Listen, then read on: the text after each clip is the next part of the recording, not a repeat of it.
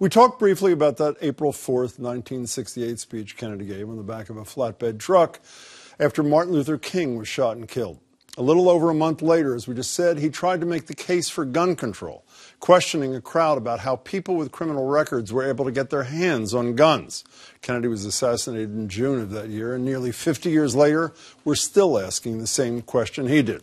How does it make sense that criminals like Devin Patrick Kelly in Texas are still getting guns? Joining me to discuss are House Speaker Robert DeLeo. Good to see you, Mr. Speaker. Nice to see you. John Rosenthal, who founded the group Stop Handgun Violence, along with Michael Kennedy, one of Robert Kennedy's sons. John, it's good to see you.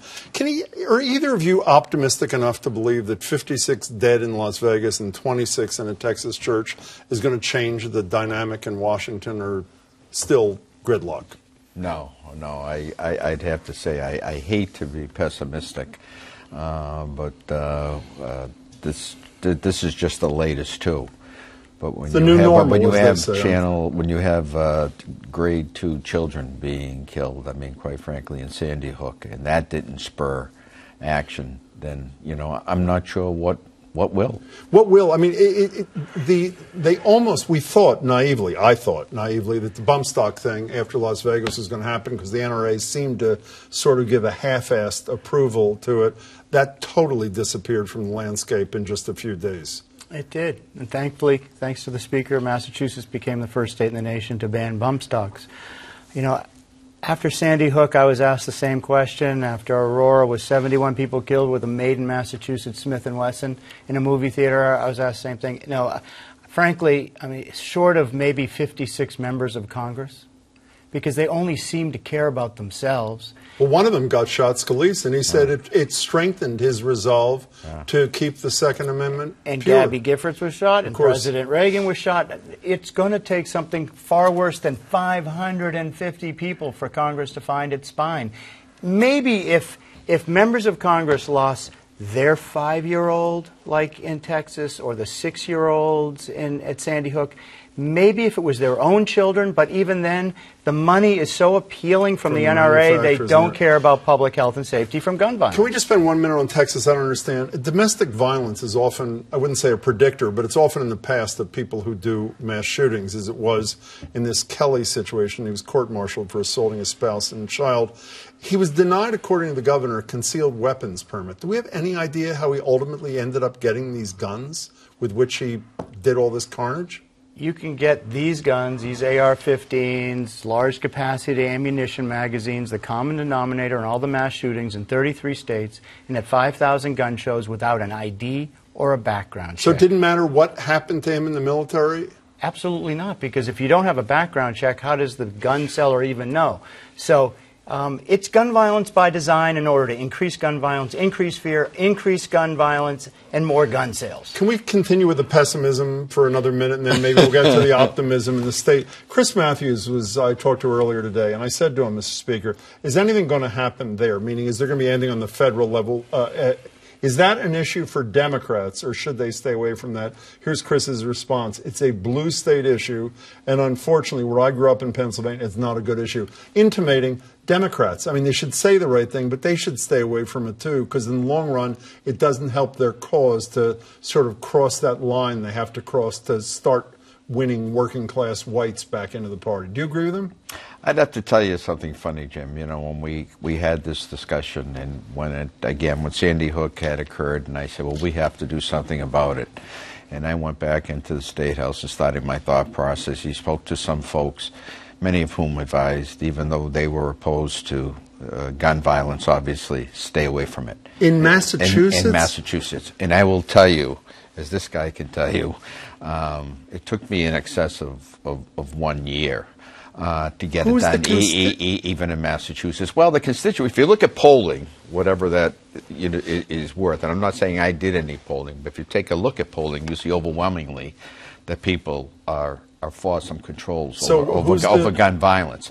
The trouble is that the folks who are in opposition to it are extremely loud. I mean, I can't tell you the letters, the texts, I should say the emails, which I received from all over the country. I'd have to say in all the issues that I dealt with, this and maybe transgender rights were probably two of the most intense. And John will probably tell you there were many morning that I gave him a call at 6:30 in the morning and say, John, what am I going to do with this? Well, people were afraid politically because of how loud the other side is. Can we add one loud voice to this? An argument that I think you both hear all the time. Here's the President of the United States yesterday.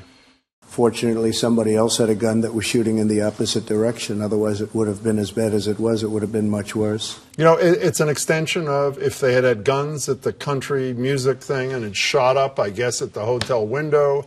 If people had guns in the church, he's arguing people that because guns in the schools. Right, exactly. They said the teachers, if they had guns, Sandy Hook wouldn't have had. And his argument is the neighbor who ended up following the shooter, and it's unclear if the shooter killed himself. Well, you're looking at me like, how ridiculous is this? How ridiculous is it?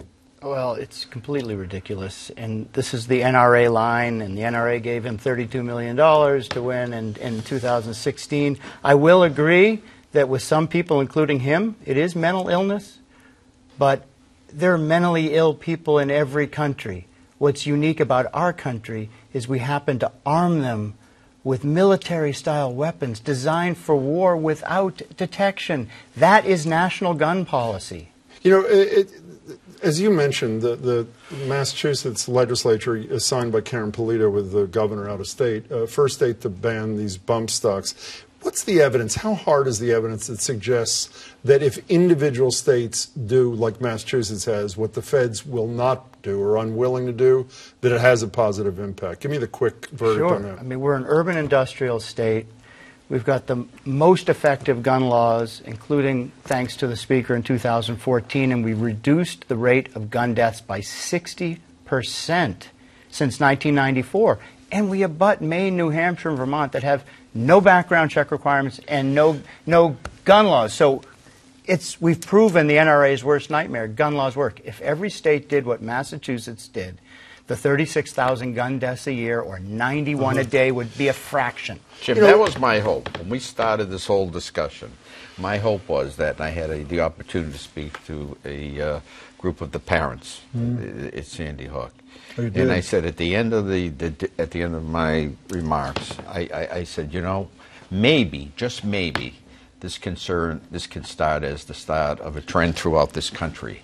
If people see what happened at that school, and they can see what's happening in Massachusetts, maybe, just maybe, some are going to start to say, you know what, we've got to do something about it. And I don't have to tell you that it hasn't happened. When I talked to the former Attorney General Coakley, President Attorney General Healy, I said, give me some ideas. What else can we possibly do?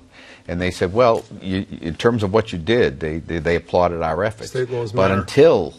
until our neighbors do something about it, then we're going to continue to have a problem, because the guns are going to be brought to Massachusetts as well. One last thing for you, John. We only have 30 seconds left. Marjorie Egan on the radio today said something that I agree with, is that there also needs to be a culture change. As we can pass laws, and obviously it's important that we do that in states and hopefully the federal level, but it's like Mothers Against Drunk Driving helped change the whole culture that allowed things like Melanie's Law and others. How does that begin to happen? And unfortunately, we're short on time. How do we change the mindset so that we join the rest of the Western world in terms of weaponry? Well, first of all, 2/3 of all gun crime happen with guns from out of state here in Massachusetts. So we've done a remarkable job. But culturally, I think we have to recognize that mental illness is real. And the last thing you want to do is arm these folks and have a real honest conversation about how to restrict access to guns by kids, criminals, and the dangerously mentally ill, like we've done in Massachusetts, without banning them, except for military-style weapons. And as the Speaker said, the majority of Americans do not support assault weapons. Thank you. Thanks for what you did, Mr. Speaker. It's good to see you. John, as always, thanks so much. Thank you.